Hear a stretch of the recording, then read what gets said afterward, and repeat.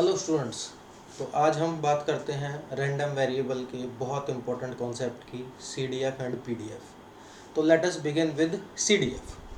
CDF stand for, as you can see, cumulative distribution function. अब cumulative distribution function क्या होता है, इसको कैसे रिप्रेजेंट करते हैं, ये किस चीज़ को रिप्रेजेंट करता है एक्चुअली, चलो इसकी बात करते हैं। सबसे पहले cumulative distribution function, that means CDF, it is represented by capital F subscript में x. This is the representation of cumulative distribution function CDF, and it gives the probability that a random variable x is having a value less than equal to x. तो CDF gives the probability that a random variable x takes a value less than or equal to x, small x. ऐसे that means x is less than equal to x.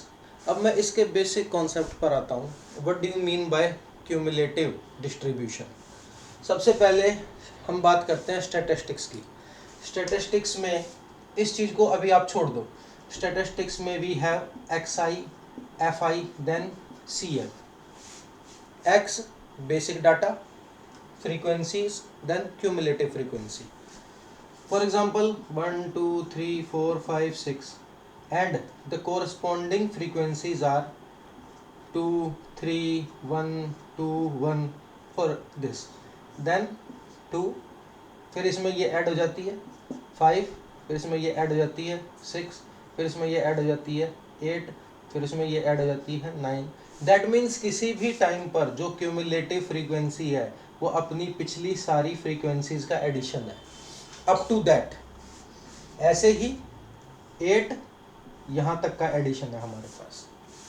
तो जब हम बोलते हैं cumulative distribution, so cumulative distribution means के up to that, up to x, जितनी पीछे सारी प्रोबेबिलिटीज़ हैं उन सारी प्रोबेबिलिटीज़ का सम. फॉर एग्जांपल, जैसे मैं एक और एग्जांपल देता हूँ आपको कि अगर मैं आपसे ये कहूँ कि if I roll a die, और मैंने किसी डाई को रोल किया और उसमें मुझे कैलकुलेट करना है that I want that the probability of getting a number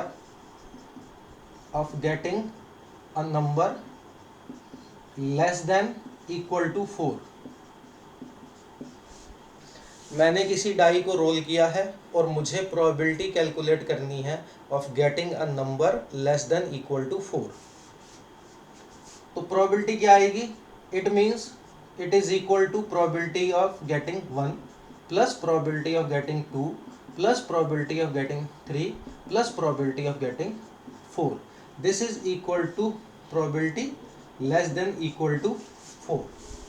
तो 4 से पहले जितनी सारी probabilities हैं उन सब का सम, ये मेरे पास क्यूमुलेटिव प्रोबेबिलिटी है. ऐसे ही जब हम क्यूमुलेटिव डिस्ट्रीब्यूशन की बात करते हैं तो व्हेन आई से x लेस देन x, तो इट मीन्स कि स्मॉल x से पहले जितनी भी वैल्यूज़ हैं उन सारी प्रोबेबिलिटीज़ का सम. इसीलिए इसका नाम क्यूमुलेटिव डिस्ट्रीब्यूशन है. तो इस चीज़ को ध्यान रखना है आपको कि क्यूमुलेटिव डिस्ट्रीब्यूशन का मतलब क्या है actually. Now we will talk about the basic properties of CDF. जैसे बहुत बार एग्जाम में आती हैं कि what are the different properties of CDF. तो the property number 1, that CDF is always greater than equal to 0. अब rather than saying that it is always positive, we will say it is always a non-negative quantity. It is always non-negative. That means we will not say it is positive. We will say it is non negative in order to put the stress कि ये कभी negative नहीं हो सकता। Negative क्यों नहीं हो सकता? क्योंकि अगर कोई फिजिकल क्वांटिटी आपकी प्रोबेबिलिटी को रिप्रेजेंट कर रही है तो it can never be negative, ये कभी नेगेटिव होगी ही नहीं। प्रोबेबिलिटी की एज यू नो कि मिनिमम वैल्यू 0 होती है और मैक्सिमम वैल्यू 1, इसीलिए क्योंकि किसी भी इवेंट की प्रोबेबिलिटी कभी नेगेटिव नहीं हो सकती, इसीलिए CDF भी कभी नेगेटिव नहीं हो सकता।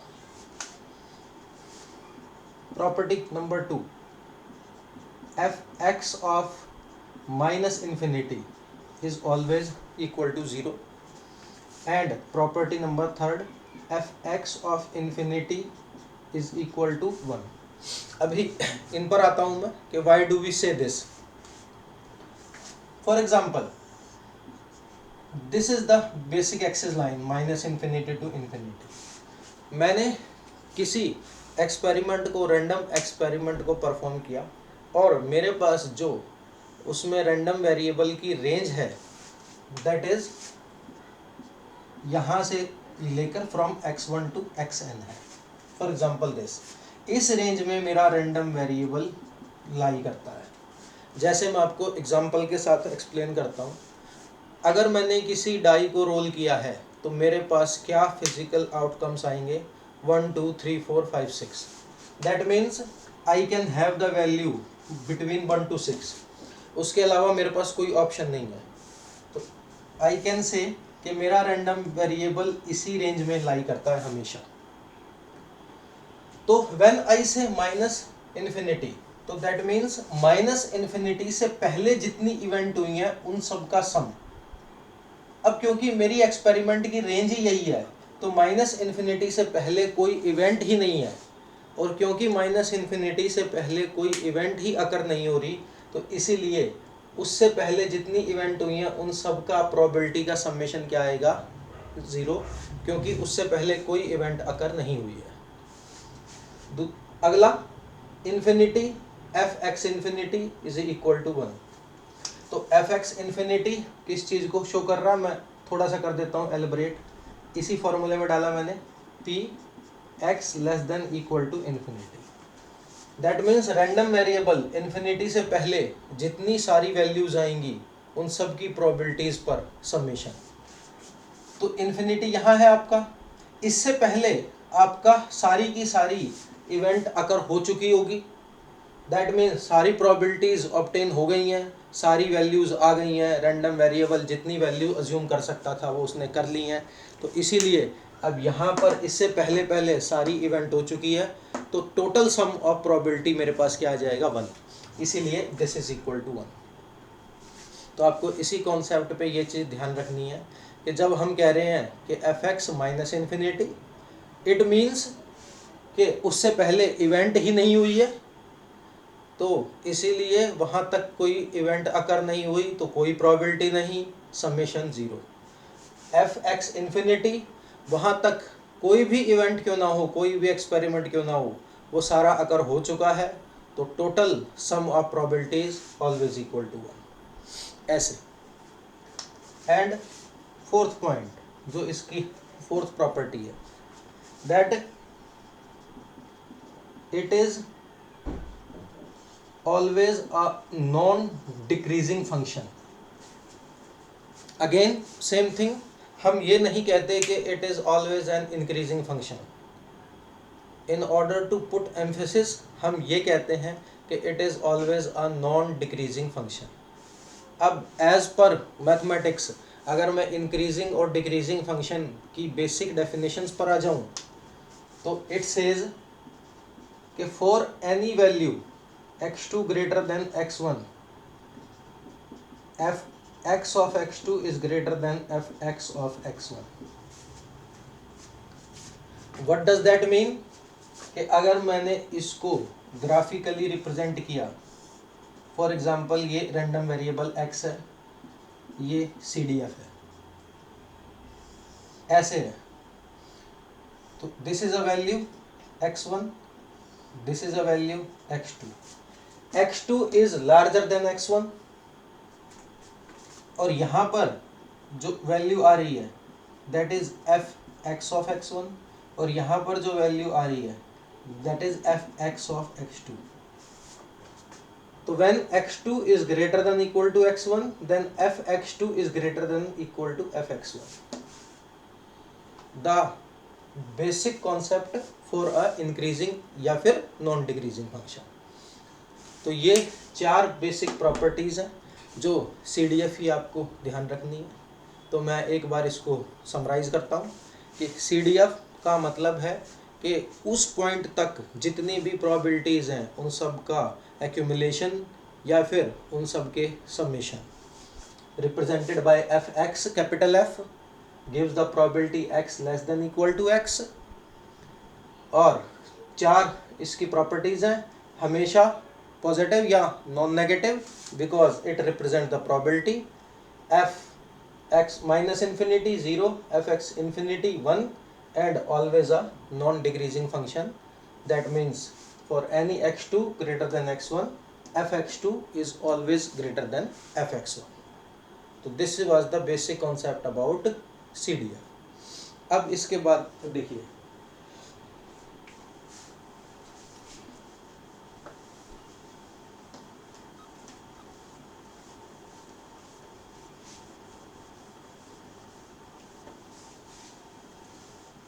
CDF के बाद अगर मेरे पास रैंडम वेरिएबल एक की जगह 2 हो जाए, जैसा मैंने पहले भी अपनी क्लासेस में ये एक्सप्लेन किया है कि अगर मान लो मैं कोई 2 इवेंट परफॉर्म कर रहा हूँ साइमल्टेनियसली पैरेलल में, कि फॉर एग्जांपल मैंने एक डाई को रोल किया और एक कॉइन को टॉस किया और अलग अलग रैंडम वेरिएबल मैंने अलॉट कर दिए कि डाई पर एक इवन नंबर ऑब्टेन होना, एक मेरे पास रैंडम वेरिएबल x है और कॉइन पर हेड आना रैंडम वेरिएबल y है.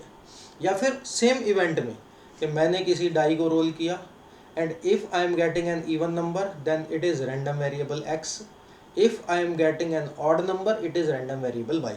ऐसे उसी इवेंट में 2 रैंडम वेरिएबल मैंने असाइन कर दिए.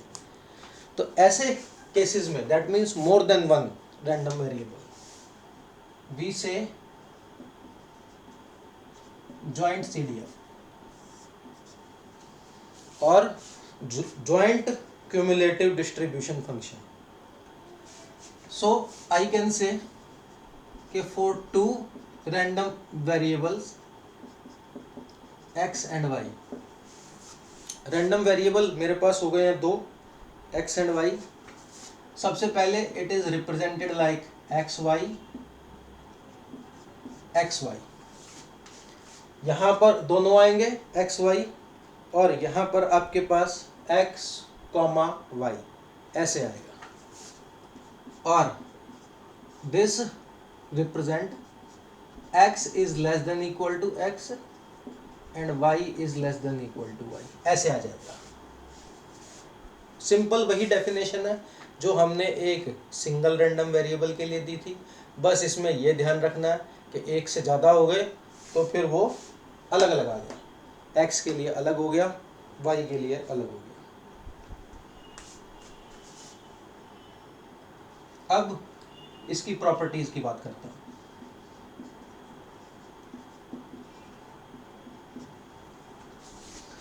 सबसे पहली, क्योंकि ये भी प्रोबेबिलिटी को रिप्रेजेंट करता है तो हम क्या कहेंगे कि it is always non negative.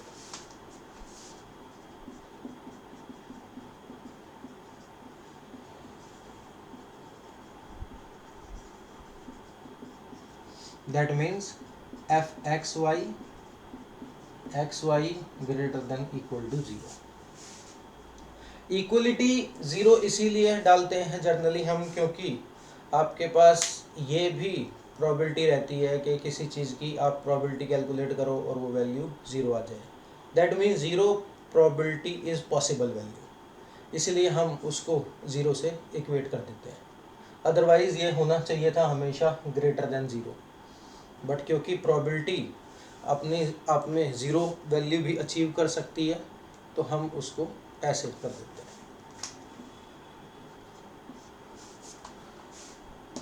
Second thing, it gives the probability in joint sample space of random variable. it gives the probability in joint sample space of random variables. That means अब क्योंकि random variable एक से ज़्यादा हो गए तो आपके पास जो सैम्पल स्पेस आएगा वो जॉइंट सैम्पल स्पेस आएगा. दैट मीन्स ऐसा सैम्पल स्पेस आएगा जैसे मैं कह रहा हूँ कि जॉइंट सैम्पल स्पेस है जिसमें x की वैल्यूज़ भी होंगी, random variable x, x1, x2, xn तक जा रहा है, और y की वैल्यूज़ भी होंगी, y1, y2, yn तक जा रहा है ऐसे. तो ये ऐसा सैम्पल स्पेस होगा जिसमें x और y दोनों की वैल्यूज़ आएंगी, इसीलिए हम इसको जॉइंट सैम्पल स्पेस का नाम देते हैं. कि अगर हमारे पास ये चीज़ जॉइंट सैम्पल स्पेस है तो फिर उसमें ये प्रोबेबिलिटी को रिप्रेजेंट करता है दोनों वेरिएबल्स के लिए. और थर्ड, जैसा कि हमने एक सिंगल रैंडम वेरिएबल के लिए ये कहा था कि it is always a non decreasing function, यहाँ भी वही कॉन्सेप्ट है कि it is always a non decreasing function, कि इट